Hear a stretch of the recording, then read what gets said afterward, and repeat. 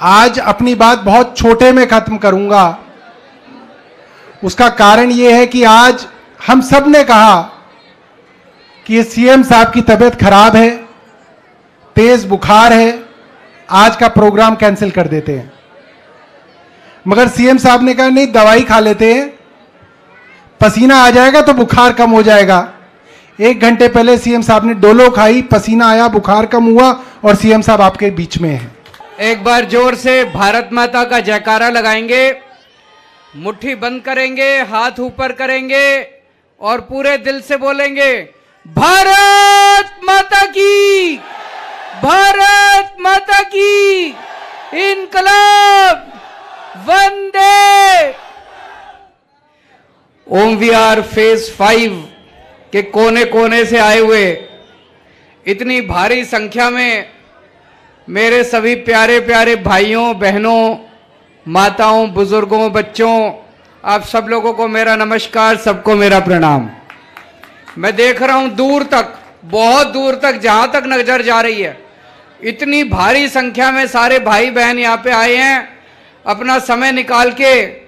आजकल जिंदगी इतनी ज़्यादा फास्ट हो गई है, किसी के पास टाइम नहीं है, फिर भी आप इतनी भारी संख्या में आज आए हैं मेरे से मिलने के लिए।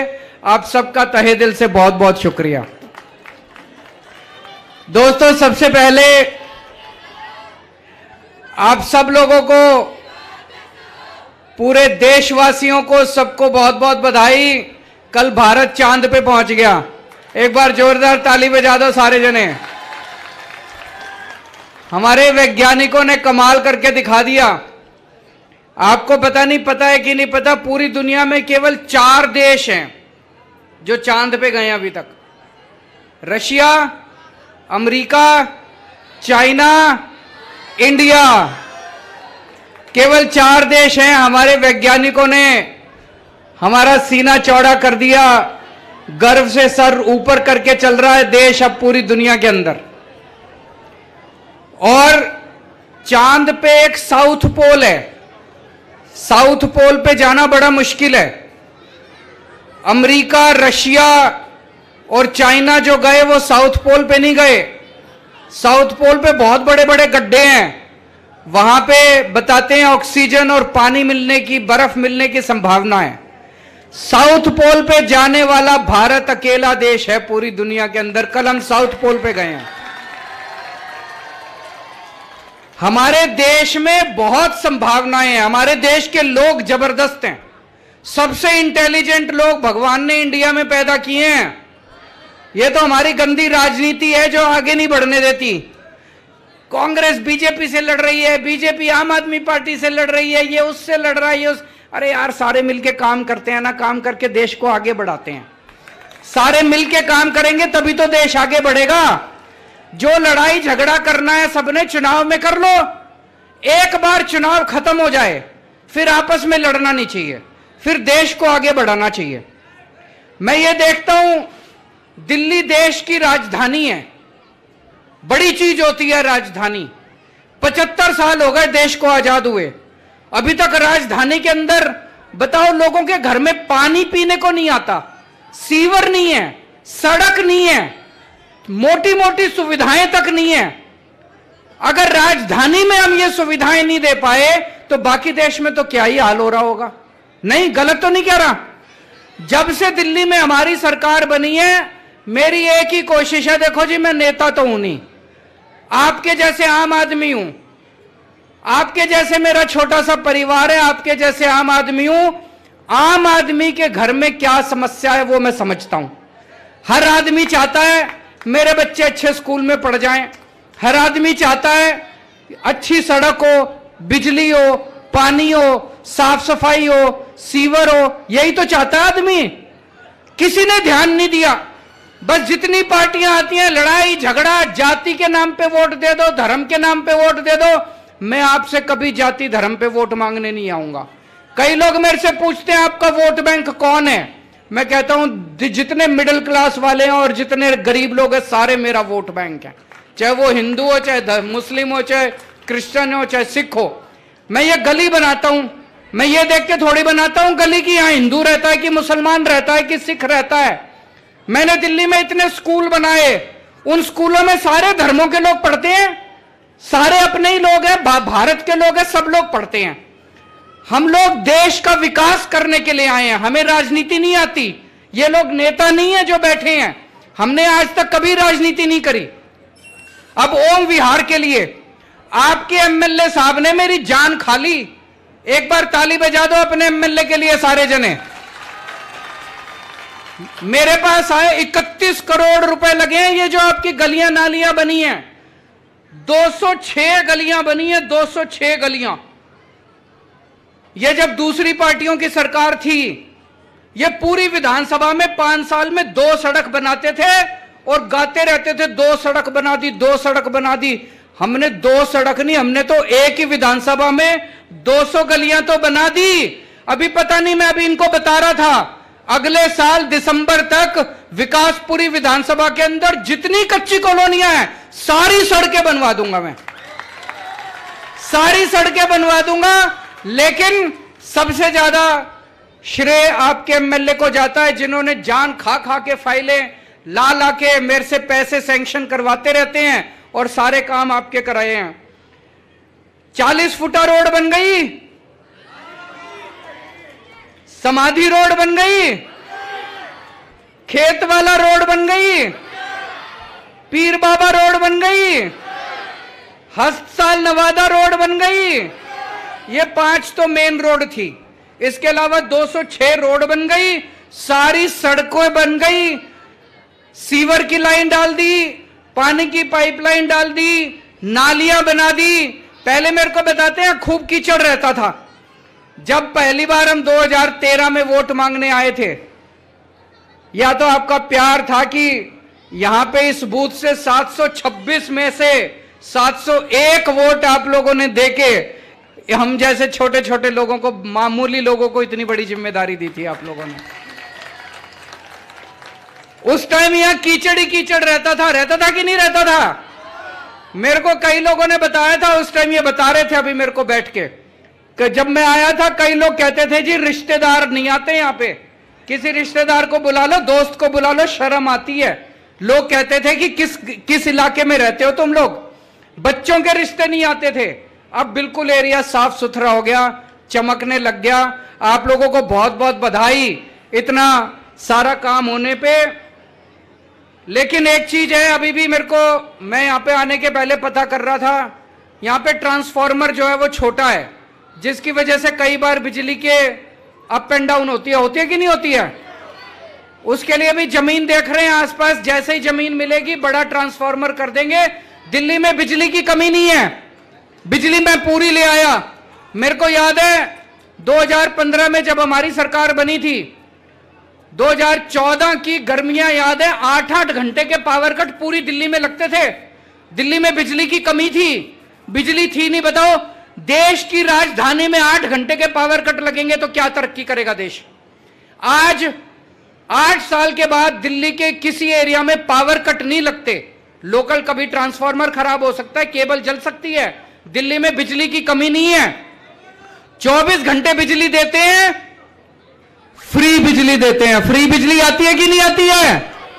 इनको बड़ी तकलीफ होती है दूसरी पार्टियों वालों को, कहते हैं केजरीवाल फ्री की रेवड़ी देता है।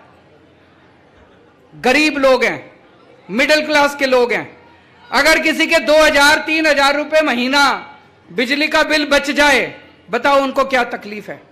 2-3 हजार रुपए महीना बच जाए, बच्चों पे खर्च करता है आदमी, उनको अच्छी शिक्षा दिलाता है, उनको अच्छा खाना खिला देता है, इनको क्या तकलीफ है? गलत तो नहीं कह रहा मैं? घर चोरी करके तो नहीं ले जा रहा पैसा, आपके ऊपर ही खर्च कर रहा हूं, आपका ही तो बिजली का बिल कम कर रहा हूं। तो आज दिल्ली में फ्री बिजली मिलती है, 24 घंटे मिलती है। अब पंजाब में भी मिलने लग गई। पहले पंजाब में भी पावर कट लगते थे, अब 24 घंटे बिजली आ रही है पंजाब में, और फ्री में बिजली मिलने लग गई पंजाब में भी। दिल्ली के अंदर सारे सरकारी स्कूल, जैसे अभी भाई साहब बता रहे थे, एमएलए साहब आपके, 14 सरकारी स्कूल है विकासपुरी में। सब बुरी तरह बुरा हाल था, कहीं टेंट वाले स्कूल थे, टूटे हुए क्लासरूम थे। शानदार बिल्डिंग बना दी सारे सरकारी स्कूलों की। अब ढेरों लोग, पूरी दिल्ली में ढेरों लोग प्राइवेट स्कूलों से, पिछले कुछ सालों में 4 लाख बच्चों ने अपने प्राइवेट स्कूल से नाम कटा कटा के सरकारी स्कूल में भर्ती करा दिए।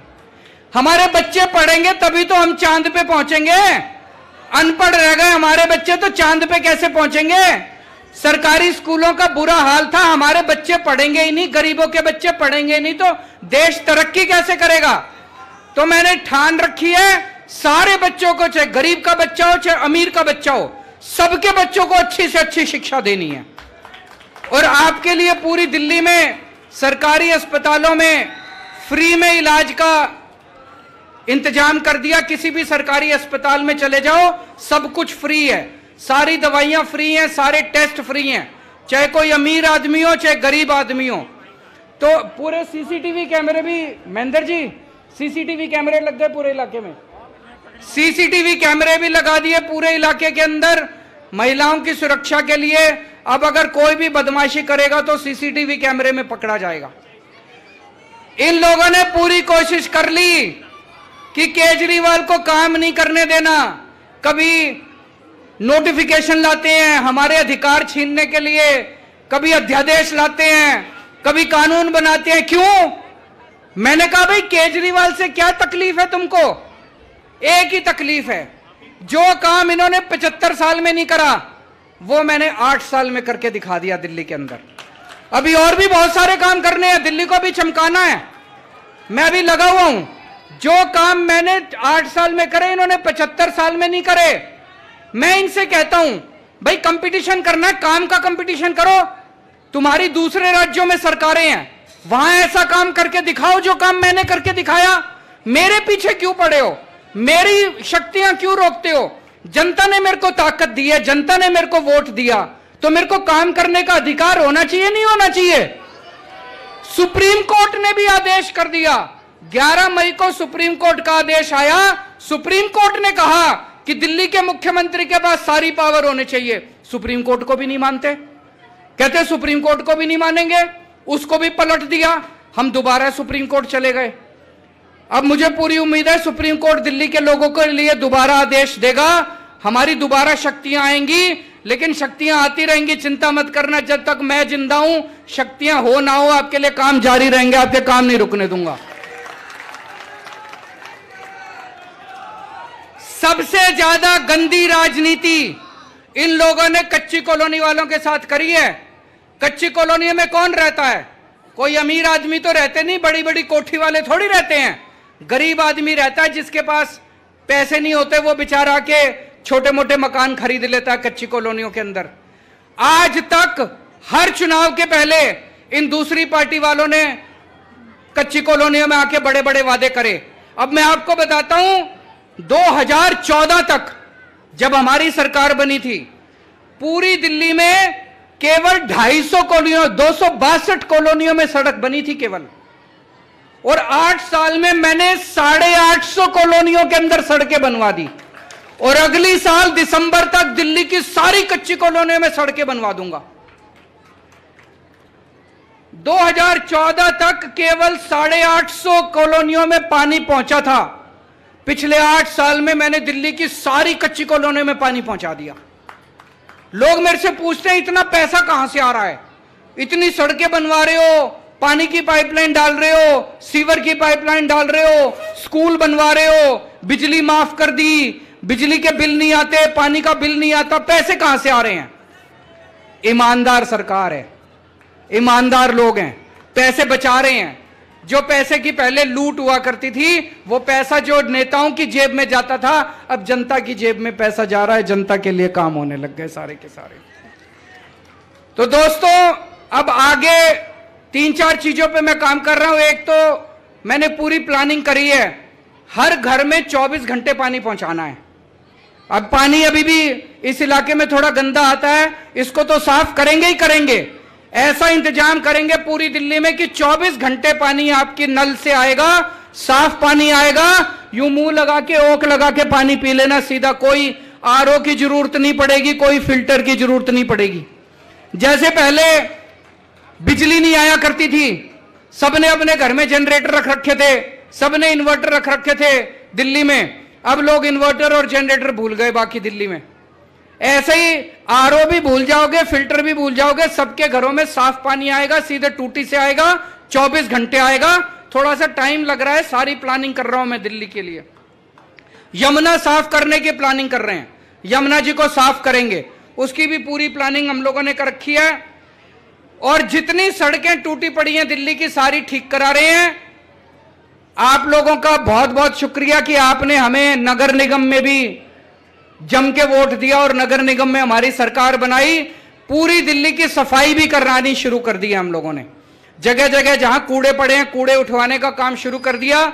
थोड़ा सा टाइम लगेगा, 75 साल में इन लोगों ने बेड़ा गर्क कर दिया था, लेकिन पूरी दिल्ली को चमका के दिखाएंगे। आपको दिल्ली पे गर्व हो गया दोस्तों। बस आप लोग इसी तरह से अपना आशीर्वाद और अपना प्यार बनाए रखिए। बाकी काम खूब तेजी से चलेंगे, काम खूब होंगे। ये लोग जो मर्जी राजनीति कर लें, हमें इनसे राजनीति नहीं करनी, हमें इनसे लड़ाई झगड़ा नहीं करना। मेरे को लड़ाई झगड़ा करना नहीं आता, पढ़ा लिखा आदमी हूं, काम करना आता है और काम करके ही आपसे वोट मांगूंगा, ऐसे वोट मांगने नहीं आऊंगा। भारत